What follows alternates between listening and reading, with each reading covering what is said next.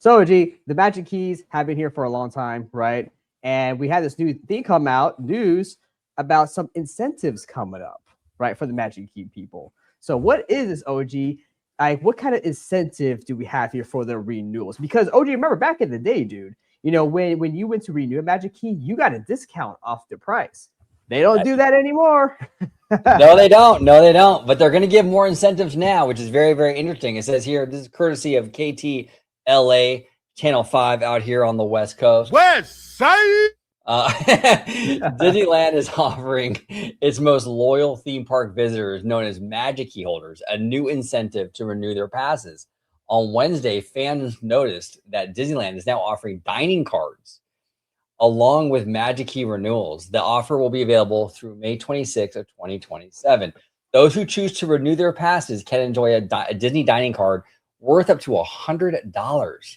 The card can be used on a variety of food and beverage options at participating locations throughout the Disneyland Resort. So, Webba, what are your thoughts, bro? This is very curious. OG. So, do you remember about a year ago or so, right? Because we know how Disney, right? How they like to, play with the Magic Key system, right? You get a Magic Key, but wait, hold the brakes. Y'all don't get no Magic Keys anymore because we're sold out, right? Well, question is, how do you sell out of something in a digital format, right? Like, come on. Yeah. But they like to play with this, right? The reservations, everybody hates them. Disney loves them. So it's like this battle between the two. You know what I mean? 100%. However, OG, and I've always said it, okay, about a year ago, maybe almost 2 years ago now, I had a Magic Key. I had Inspire. Yes, it was the most expensive, but I do believe if you go often, it's the most bang for your buck. However, here's the thing. The more increase of the prices that these keys get, the more often you have to go to justify the cost, right? Now, for me, even though I'm a huge fan and I love Disney, I can only go about twice a month. That's like my maximum threshold of Disney park visits. Same here. As a fan. 100%. Same here, 100%. Yeah. Now, I know there's some people, we know a lot of people who go 3 times a week, 4 times a week, 1,000 times a week, right? They go all the time, which I can't do that. But I mean, whatever floats your boat. I mean, personally, number one, I can't do that. Neither can you because we work. But the other thing too is that, like, do you even want to do that? Like, doesn't it ruin it? I don't know. For me, it ruins it. Like, even once a month is a lot, kind of. Yeah. Like, I would just lose like. I hate to say magic. It sounds so cheesy, like cheesy Disney adult, Mr. Magic, But like it would just make me lose the magic. I feel like I'm going like to the mall or something at that point. Like it's not special anymore. Of course, but I don't want it to feel like a hangout where I'm bored and like, okay, I want to pick at things because there's nothing else for me to do or whatever. Right? I don't want to do that. However, so with the prices of going up in tickets, Magic Keys especially, right? And OG, we just did a video for your channel and we talked a little bit about the fandom, right? The fan base. We did. Shout out to OG55, man, right here. And about the fans, here's a big locals market, really. A lot of Magic Key holders, of course. But the thing is, though, with the price going up so much and just the cost of living of the economy in general, right? Sorry, everybody, my cat is crying to go outside. So if you hear her, I do apologize. OG, I'll tell you this, I can't afford a Magic Key. I tell you, I can't, especially with some life situations that have happened. I just can't. I know a lot of people who would love to get a Magic Key, but they can, or they're dropping their Magic Keys because it's too expensive for the family. Because it's just pricey. It's very, very pricey. It is. Now, however, Disneyland for a long time has not had any incentive to force someone to renew because they have just relied on the loyalties of the fan base, knowing, the fan base, they'll pay any money to come get the Magic Keys to come to our park anytime. However, OG, with this incentive that they now have come up with, do you think this is a inclination of declining sales of their Magic Keys, that they're not selling enough to their liking, actually? It's interesting. It could be. It absolutely could be that. But also, you know what it also could be, which is kind of interesting? it could also be a food problem. And what I mean by that, because Oh, they're giving away dining cards, right? yeah, that's true. That's true. The data might be showing that pass holders or key holders are not where they're going to the parks, but they're not spending any money on food. Because think about it, like, and I've done it before a lot. Like I would get banh mi. They're like Vietnamese sandwiches. They're really, really good. But there's a Mhm. bunch of places in OC like Lee Sandwich and THH. They all have these places that you can get them, and they're all close to Disneyland. I used to I literally would buy like two of them, put them in my backpack, and that would be good for me the whole day, right? Right. I think a lot of key holders do things like that. So Disney's like, you know what, we'll give you a dining card, and that way you kind of lock people into like your food and kind of get them into that. So it could be that. I don't really know. But I think the more likely is probably what you were saying is that maybe they're having a hard time getting people to renew. Remember, we talked about it. There's not a whole lot of new there when it comes to Disneyland right now. I mean, you got the Mhm. Mando stuff, but nothing major. We haven't had a major attraction, and I don't remember how long. I mean, we have Tiana's, but that's like an overlay, right? A Yeah. retheming. When was the last time they built a ride I at think Disneyland? I don't even remember now. Do I you? would I would say Mickey and Minnie's, but the Oh Toontown yeah, overhaul would yeah. would be the last one. But OG, to your point though, again, I think your point's still very valid. That could be part of it because we know that with the locals. I mean, what incentive is there for them to eat food unless they want to be immersed in the Disney experience, right? Because if you live like 10 minutes away or just around the corner, you're going to snack on your food or eat at home, then come to the park and have fun, right? You're not going to eat that food when you don't have to spend money, Right. So, and Disney, they want to sell through their inventory, right? They're buying all this food, they want to sell through it, but also they want you to buy stuff. And that's kind of the whole problem here, right? With the Magic Keys, the annual pass holders, the locals, is because since there's so many, because we talked about before, they want the single day ticket guests, the vacationers here because they spend more money on the merchandise and the food. The locals, again, I'm not saying everybody, right? Don't want to paint with the broad magic brush, but they won't buy stuff nearly as often. Yes, they'll buy the stupid popcorn buckets and the $500 Disneyland 70th mouse ears and whatever, right? I But love how you said don't want to paint with a broad magic brush. That's classic, bro. Classic. I love it. I love it. I love it. I love it. Continue. Sorry. no, you're good. But the hardcore fans will buy like these specialty limited edition items, but they're not going to go and spend money on the regular items that the more touristy single day ticket person would buy. So that's the problem, is that because also the pass holders, the Magic Key holders, also get the discounts on top of that. So when they're already not spending money, plus they get the discounts if they do buy something, you're kind of losing money there. And I think Disney wants to kind of incentivize them to spend more. Yes, they're getting that card, but they want to probably go through inventory, what they have, go through it, because if they have to throw food out, you're losing money, right? True. So I think it could be a combined situation of both things of what I'm talking about and also what you're talking about, OG. But yeah, this is very interesting. I'm glad to see there's at least some renewal incentive because again, we haven't had that in a long time, dude. And I wish they would bring something back for the Magic Key holders because again, there's a lot of them for sure. And I do think that Universal just up the road, well, kind of just up the road, but in my opinion, they treat their pass holders with more respect, I guess, or they treat them just better with all like the parties they have and just cool stuff, right? No reservations.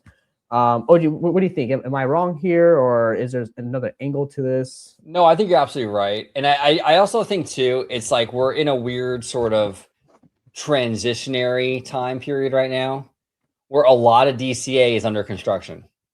Yeah. Coco, the Avengers, Pandora, yes, it's still coming. All that stuff is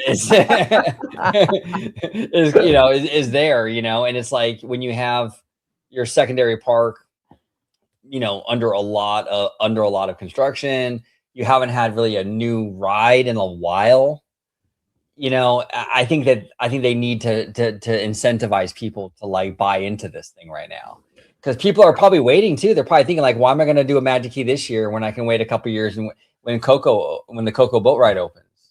or when Right. Pandora opens. Like, why am I going to do this now? I bet a lot of families are making that decision right now. Like, why now? No, it, I'd rather do my Universal annual pass right now and have Fast and Furious, you know?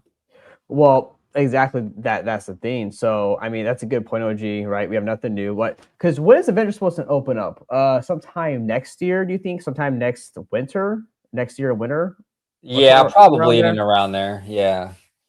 Yeah. So, it's like, okay, things are expensive, not a lot of new things for the locals, right? And I mean, yes, we do have our vloggers, right? Stuff like that go there, right? That's their job or whatnot. But for the everyday local going, there's like, okay, not a lot of new things to do. And that's a problem. Now, OG, I want to ask you, do you know offhand if any of the magic keys are currently on sale at the moment? Oh, that's a good question, Webba. I don't. I'm not really sure if they're all on sale or not right at the moment because they're constantly changing this stuff, right? They pull those levers, Webba, right? Sometimes those keys are up for sale, sometimes they're not, sometimes they sell out, you know? I know, and it's ridiculous too because in like one day they'll be sold out, and then it's like, well, how you determine that, right? So, anyways, OG, I was looking, and I'm clicking on Aspire here, and it looks like I can add that to the cart, so that's available. I'm looking down here too, Believe key. Let's see, that is also you can add to cart, and I'm assuming the was it a chance or the explore key pass. So it looks like right now explore, believe, and inspire are available for purchase. Now, people remember inspire, which gives you the free parking, is 18.99. Woo! Woo, that is a doozy one right there. That's So a yeah, doozy. pretty pricey. Again, I guess prices, economic factors, right? And just yeah, but it's probably not enough to do it. I think there's a combination of reasons why Disney is rolling out this incentive. Now, like I said, I hope we see more in the future. Yeah, So yeah. absolutely. Absolutely. It's a good move. It's a great move. Mhm. Yeah. But definitely a move that's very, very curious, though. You know, like what are they trying to do here? Are people not renewing because there's nothing new really that's worth it? Or is it like a dining issue where people are not buying food when they do go, and Right. they kind of want to motivate people to kind of start going to the restaurants and stuff like that, or is it a little bit of both? But I have a feeling though. I mean, if I look, I mean, you're looking at like the slate right now, right? You have Coco coming out, the Coco boat ride probably opening what in like 2 or 3 years. You got Avengers opening probably like in 18 months or so. Yeah. You have Avatar probably opening 2030, 2031. Like there's a lot of stuff coming on the horizon, but we're like at least like a year and a half, 2 years away from the first thing opening. So if you're a family, like why am I going to renew? You know, for what? Smuggler's Run. I mean, Smuggler's Run looks really cool. The Mhm. Mando and Grogu thing looks really dope. But is that worth 18.99 or whatever these passes cost? Probably not for Well, most families. gee, look, every year prices go up, right? And this again, we we just did a video about Florida, doozy We that did. one. But fans, remember what happens when we get big projects done? Prices go ching all the way up. So I can see OG after Avengers, Coco, and especially Pandora, that Inspire key is going to be well over 2 grand. Yeah. Now imagine 2 grand times a family of four or five, Right. right? No, exactly. That's not the most expensive. I mean, I'll tell you this: I don't have that kind of money. I'm sure there's people that do. That's great, but then the question comes to beg: is that the type of money you want to be spending on Disney, though? Right? That's what it comes down to. Yeah. That's what, like, yeah, most people probably could technically do it Yeah. with the monthly payments and the whole thing. But is that money that you would want to put towards this with no new attractions and DCA being a construction site? Right. I think most people will probably say no. Yes, I 100% agree. But everybody at home, let us know what you think down below about this new Magic Key incentive. Are you happy about it? Do you have a Magic Key? If you do, which one do you have? Are you going to keep renewing until you cannot afford it anymore? What is your ceiling on this stuff? And now moving from the Magic Keys, we have another little local story here: sunscreen or poncho. So, OG, before we get to this, just based off this headline, right? Weather. It took me years to finally start looking at like what the weather was gonna be like going to Disneyland. Because OG, I tell you all the time, dude. Uh, I unless it's in the bedroom, I hate being wet. I hate being soaked, wet, damp, anything with water, mist, rain. It's annoying. I'm like a cat. You know, you spray me with water, I run away. This is why I don't do water rides at Disneyland. Actually, me and Mrs. Webber and a friend of hers just went to Disneyland a couple like last Saturday or so, and they actually went on the Grizzly Peak ride. Now that was actually Mrs. Webber's first time going on that because every time we went, it was always broken down and everything. But I was like, you guys can go on that ride. I'm not because I hate getting soaked. And guess what happened? They got soaked by the geyser at the end. So I'm like, yeah, I'm not doing that. And I personally, I know a lot of locals love to go in the rain because like, oh yay, the rides are a walk on. Yes, but here's my reasoning for not liking the rain, OG, at Disneyland. One, I hate driving in the rain. For me, I have to drive an hour to Disneyland, so that back and forth is no fun and is dangerous. Two, even though I'm more of a rides guy and not a vibes guy, for me, there's a different vibe when it rains, and I personally don't like it. You have you have Main Street cars or horses that are out. A lot of the meet and greets are now taken either under some canopy or some awning or some corner area. Or somewhere inside. It's just it feels all musty with all the crowds in one spot. Everybody's hogging all the seats for all the indoor restaurants at any time of the day. And also the fireworks are canceled, the parades are canceled, Phantasma's canceled. All the vibes are just sucked out of the park. But that's just for me, because all that stuff, all that live stuff is kind of gone. Now, I know a lot of people love it, OG. Do you like it, OG? Do you like to be wet, soggy, soaky, big hair messed up? What's your take on this, man? Yeah, well, it's interesting. I think there's elements of the Disney experience in the rain that I think is gorgeous, right? Like I think you're sitting like even like in Batu and everything's like kind of wet and stuff. It looks kind of cool, or like maybe sitting in Starbucks on Main Street and it's raining outside, kind of cozy, right? There's elements of the rain that are cozy, but I agree with you. By and large, I do not want to drive. I'm also an hour away from Disney. I do not want to drive an hour on the 5 freeway in the rain. It's dangerous. People don't know how to drive in the rain in California. It's just a mess, dude. It's a total mess. Everything's soggy, like you were saying. It's just a hassle, Yes, there's elements and nuggets of coolness, and there's wow, being cozy on Main Street while you're looking out the window, it's raining. Yeah, that's cool. But it's not worth it though. Like the drive and all the other BS that surrounds that experience, it's not worth it. I'm a vibes guy, but you can't even really vibe fully when it's raining because you're like indoors and you're wet and like, what I'm saying? You can't even really vibe, No. I remember I went to I was at Universal Hollywood with Wizard. This was like 3 or 4 months ago. We were doing a bar chat on my channel, and it was like we couldn't do anything. We just spent like 3 hours in the Three Broomstick restaurant because everything was soaking wet. You don't want to go outside. Yeah. It's just a mess, dude. Yeah, I'm not a rain guy at all when it comes to the parks. Now, if I'm home and I can like have I can hear the rain on my window and I'm cozy in my house. Oh, dude, the rain's awesome. Yes, so that's where I stand with it. I agree with you. I agree. Now, OG, it looks like from this article, someone has developed an app or a tool of some kind for real-time weather alerts. But my question is, before we get into this, isn't that what just checking the regular weather is for? I mean, I was going to say the same thing. I have an Apple phone. I'm looking at it right now. I mean, the weather app is right there. Yeah. Is right. I can just click on the weather app. I can choose a city. It'll show me the weather.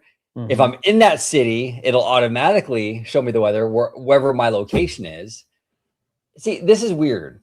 And we'll kind of get into it a little bit, but this is weird to me because this feels like something that would have been really successful in like the early 2000s or something. Right. Like pre-smartphone, this would have been Yes. it's like some sort of thing where you can look in like maybe like a website where you can kind of look and see what the weather's going to be at all your favorite theme parks. Yeah.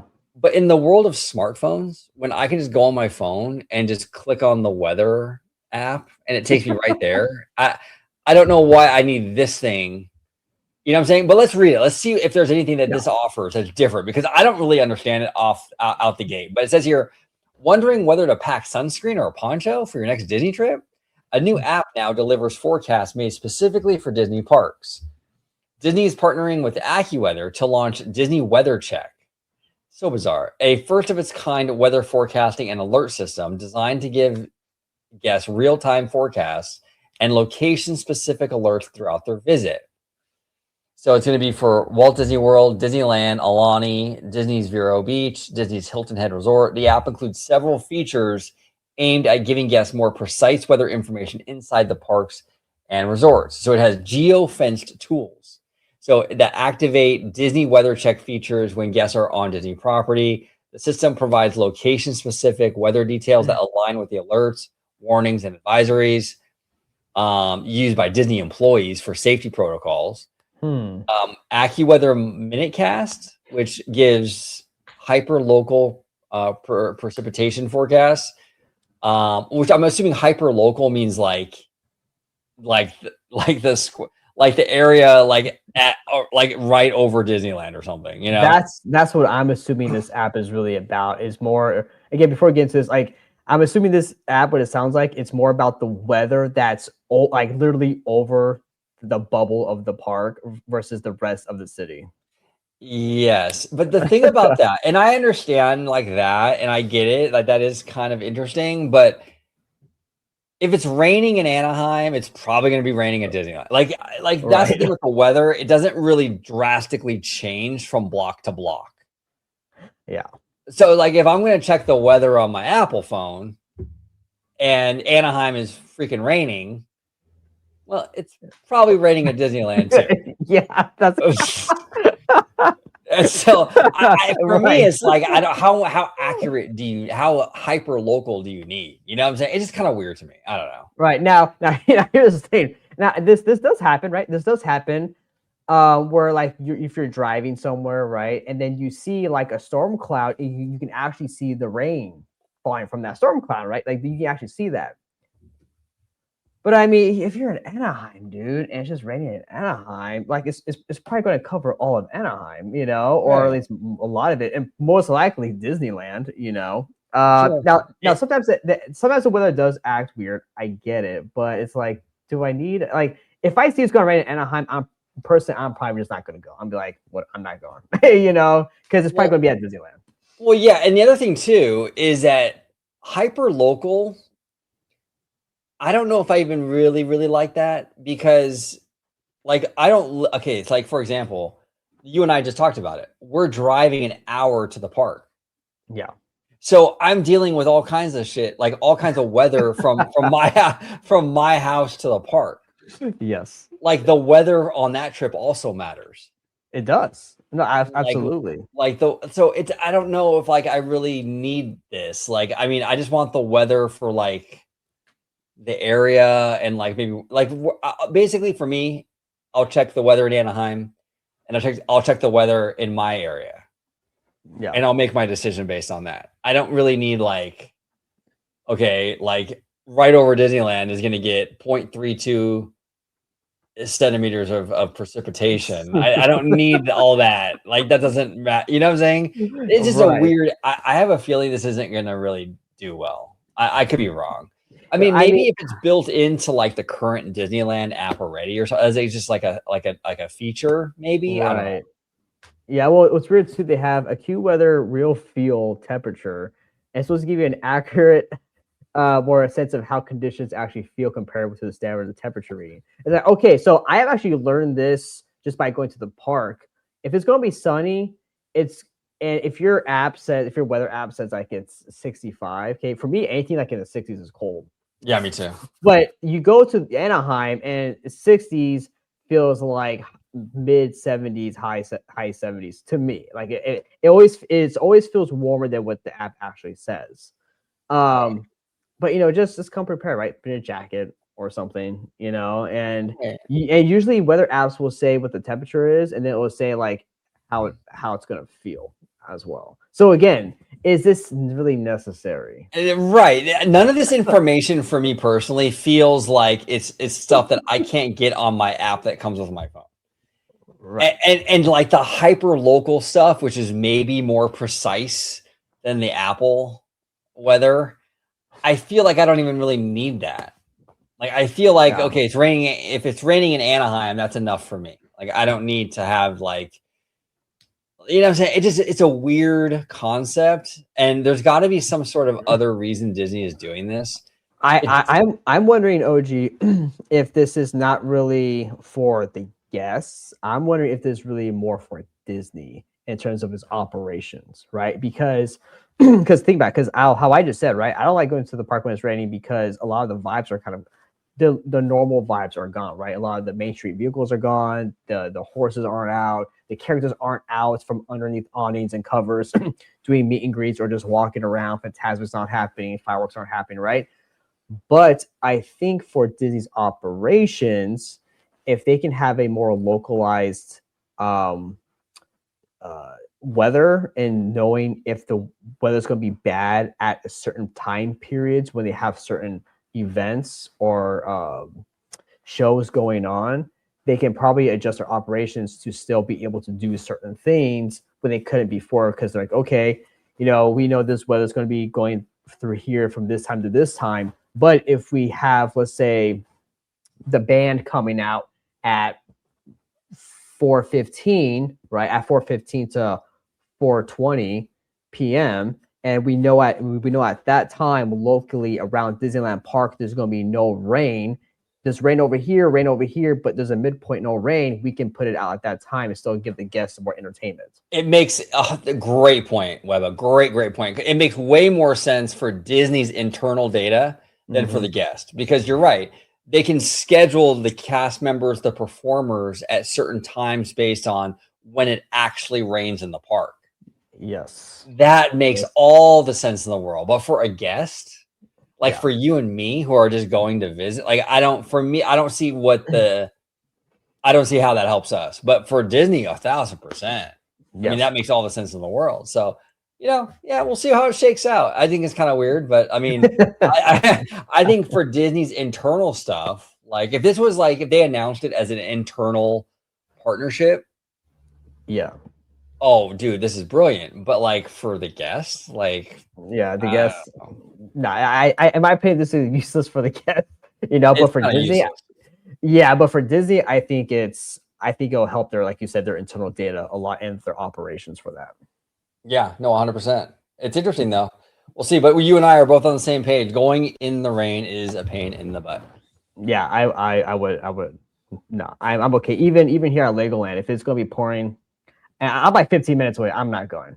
I'm not going. Yeah. I'm gonna stay here at home, and just be, nice and safe and dry indoors. Well, that's how I am too. I'm only about 10 or 15 minutes from Universal.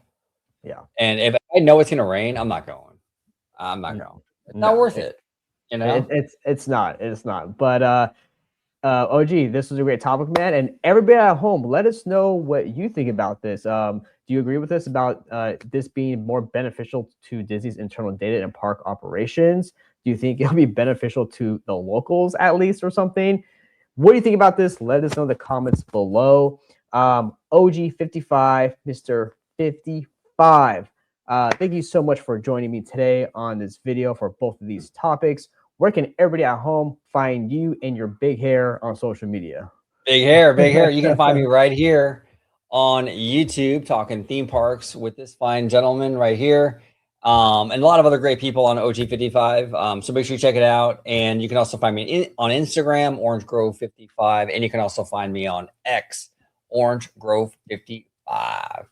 Awesome, everybody. Well, that will do it for today. And we will catch you all next time on Webcast Citizen.